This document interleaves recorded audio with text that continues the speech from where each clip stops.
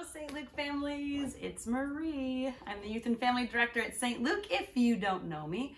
And we're usually at St. Luke, but the way things are going, we're going to do things different, and we're doing them virtually from my home. You're probably going to hear my lovely dog doing some squeaks. Oh, there she is. But we're here, and I'm so glad that you are here to join us for confirmation virtual style. So to just do an introduction, Confirmation is a program so that we can all explore a bit more about the ministry of Jesus, why faith matters, and how it affects our daily lives, and to know that we're loved. Confirmation, or also known as C3, has 3 elements: community, compassion, and Christ. We long for you to be in community. Whether that's at school, at home, in your neighborhood, we want you to serve others, show up for others, and listen to others. We long for you to be full of compassion. Compassion is all about loving our neighbors, loving ourselves, loving God.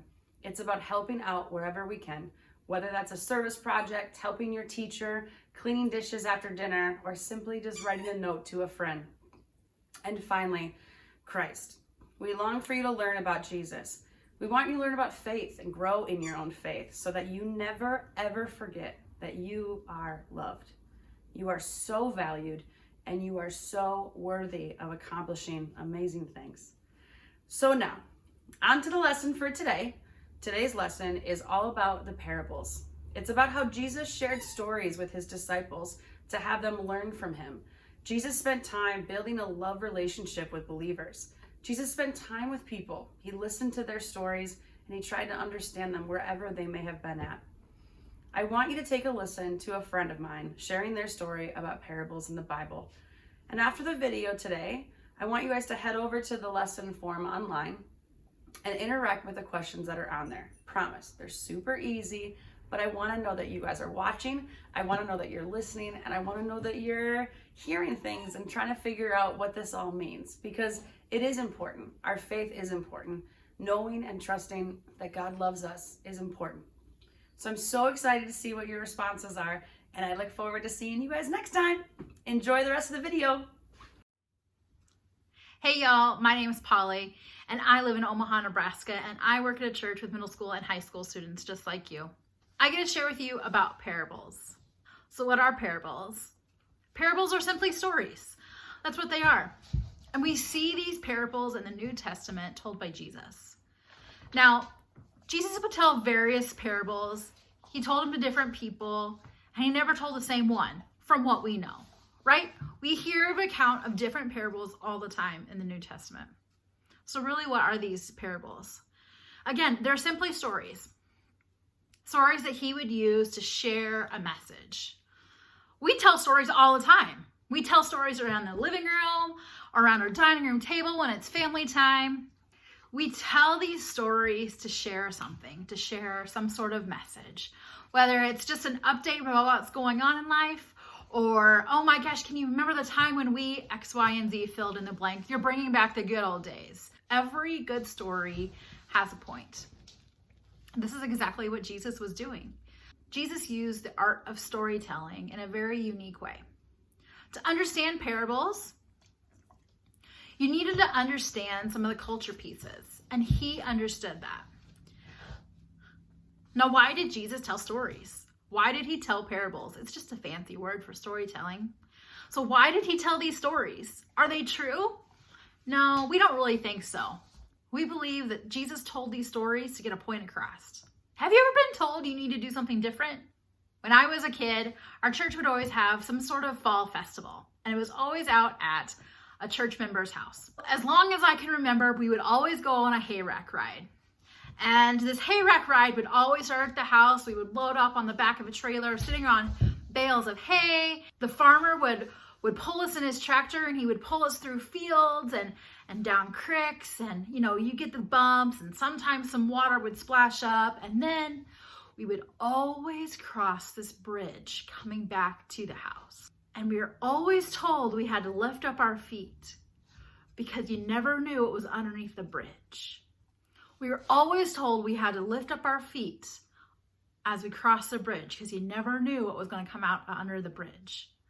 And then a troll would come out from under the bridge and they would try to pull us off the hayrack ride, and they would like scurry up our back or tickle us or, try and pull our feet from underneath.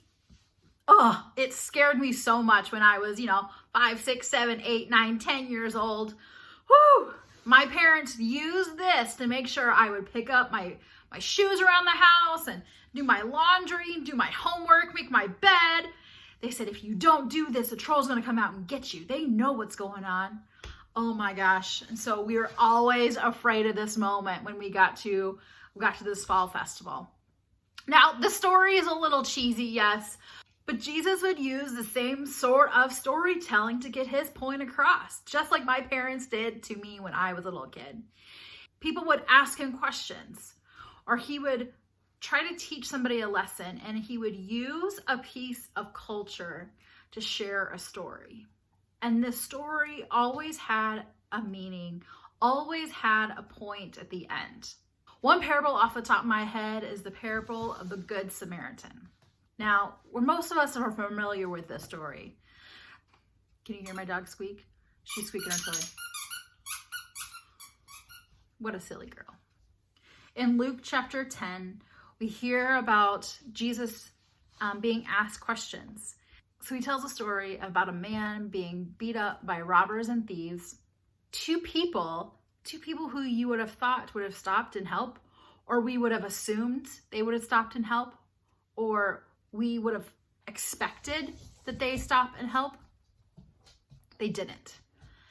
And so a Samaritan walks by, and the Samaritan helps this man. Not just giving him a sandwich or telling him have a better day or praying for him. All those things are good. But he sets up, takes him to the next town. He gets him a hotel room and he pays that hotel room. Jesus is answering the original question that was asked of him, who was my neighbor? So Jesus answers with this story.